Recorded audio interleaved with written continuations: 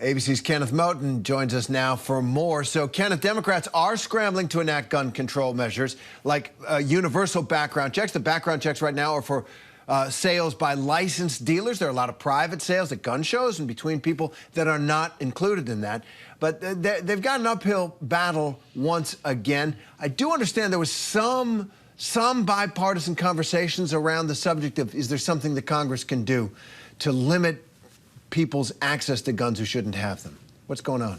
Yeah, some conversations, and you saw Rachel Scott chasing those lawmakers, who are our team on Capitol Hill, doing an amazing job, pressing those lawmakers on both sides of the aisle, trying to find out, what are you going to do? What is next when it comes to this debate over gun reform here? And as I mentioned, yeah, there have been some talks today. Apparently, we understand a bipartisan group of 9 senators, 4 Republicans and 5 Democrats, led by Connecticut Senator Chris Murphy, apparently met for about a half hour today to discuss what is possible in reforming this country's gun safety laws. We understand on the list of considerations, red flag laws that we've discussed a lot here. About 19 states currently have red flag laws.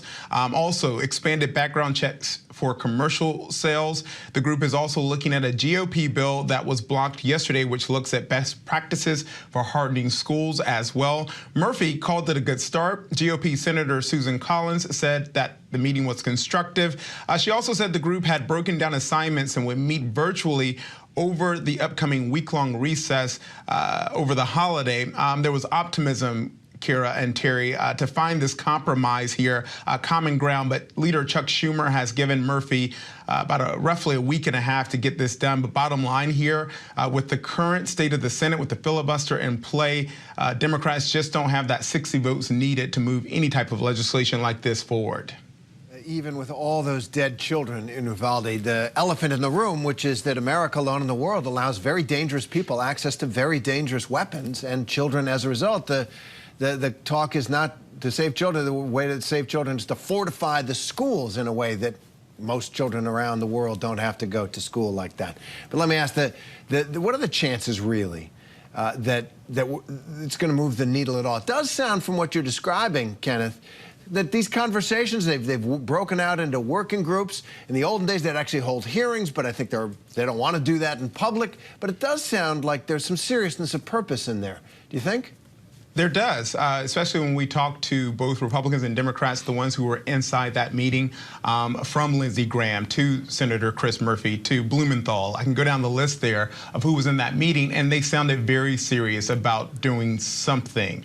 But we know that when it comes to Congress, it is a rough and long road ahead for a piece of legislation like this that could end up on President Biden's desk, because once the Senate goes through, then it has to go to the House, the Democratic-led House. And we know the Democrats in the House want a major gun reform legislation to pass. And we're talking about something in the Senate side that's a smaller, more carved out, a little bit more piecemeal here. But there are some who are saying, well, at least you're doing something here. But we all know when it comes to Washington, we have to be realistic here about what type of legislation, especially a big piece of legislation that involves the Second Amendment, involves guns. Terry, you and I have talked a lot about how this country views guns, and there are people who, from the NRA to gun rights advocates, activists, lobbyists, who are there working the halls of Congress. We have seen before when Republicans have been in favor of red flag laws under the Trump administration, when there was the Parkland shooting. And then what happened days, weeks after the shooting, there were gun lobbyists who got their claws into those lawmakers, and then they started to pull back, including former President Trump when he was in office. He pulled back as well after saying, why are you afraid of the NRA? Why are we afraid of the NRA? And then we saw what happened from there. Yeah, even Governor Greg Abbott of Texas, after the Santa Fe shooting a couple of years ago, said Texas needed a red flag, and then he backed down, a red flag law. Then he backed down in the face of the NRA and gun rights advocates' pressure on him. Would a red flag law have stopped this one had he not essentially knuckled under to the pressure from the NRA? We'll never know. Senator Joe Manchin has criticized the lack of Senate support for some kind of tougher gun laws, but he is rock solid against eliminating the filibuster. That it's not in the Constitution, it's not in federal law, it's a custom of the Senate, a rule of the Senate that you need 60 votes now to get anything passed that's not directly related to some budget matters, which would include gun regulation. So without the filibuster, it sounds like you're telling me, without overcoming the filibuster, it sounds like you're telling me there's nothing happening in the Senate. Nothing is expected to happen. We've been talking to Democratic aides who say they don't think anything will come from those bipartisan talks led by Murphy. You mentioned Joe Manchin. Yes, he's been steadfast on that he's not eliminating the filibuster. But we saw a little bit of him leaving the door open there to potential.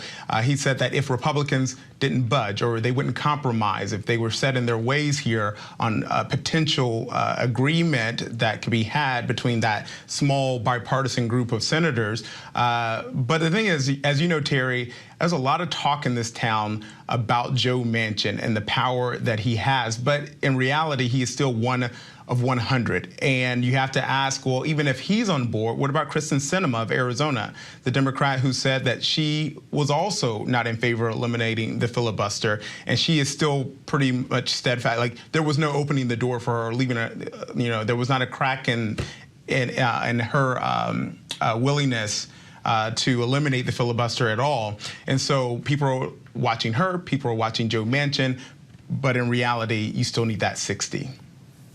So, yeah, that is the fact of life in the Senate. And Kenneth, Governor Abbott and former President Trump, Texas Senator Ted Cruz, other prominent Republicans, they're going to be attending an NRA convention in Houston tomorrow. And what can we expect to come from that? Yeah, expect the same rhetoric that we typically hear from Republicans, when they attend the NRA convention. Former President Trump defended his speech and his attendance there at that convention tomorrow, saying that America needs real solutions, real leadership, and not the politicians and partisanship that we see here in Washington, which is why he's going to still attend that event tomorrow. You mentioned some other lawmakers, Cruz, Abbott, who said that they will attend this convention as well. The NRA says that the convention is on. It will not be canceled, but they did put out that no weapons will be allowed in the audience, something we've seen before. And, Kenneth, this is an issue. When it did move, now 30 years ago, with the assault weapons ban, it requires presidential leadership. It requires the ability of a president to summon the energies of the country, to persuade people that this needs to be done, that something in this regard needs to be done. What's President Biden's, what's he going to do here? Yeah, you heard him this week. He was pretty passionate. Obviously, this is a man who cares deeply about family and his children and his grandchildren. And when you've got nearly, 20 children, young lives that were taken in Texas, this is something that could push him even more to actually use the power of his office to get something done. We've talked a lot about executive action, but President Biden also knows that in reality, there is not much he can do without Congress really getting involved here and getting something to his desk. And that's why he's urging congressional action here on major gun reform legislation. And so President Biden, advocates and activists have urged him to use the power of his office here. They want executive action, but they also want him to use the heft of the office of the presidency to tell Congress, Democrats and Republicans, to get after them to do something. Does he have that power? Does he have that might? That remains to be seen. But what we know right now is that while Congress does nothing, there are families in Texas burying their loved ones there. Absolutely. And there are so many issues in which Congress has failed to act, which Congress is broken on. Presidents, Republicans and Democrats have felt the need to use executive orders to accomplish big goals. It's very difficult. It's not permanent. It's not the way things are supposed to be. But as you point out, the Congress is broken. And we are hearing now, Kenneth, that the president will head to Uvalde, Texas on Sunday to be with the people there in their time of trial and tragedy. Kenneth Moten, thanks very much. Hi, everyone. George Stephanopoulos here. Thanks for checking out the ABC News YouTube channel. If you'd like to get more videos, show highlights, and watch live event coverage, click on the right over here to subscribe to our channel. And don't forget to download the ABC News app for breaking news alerts. Thanks for watching.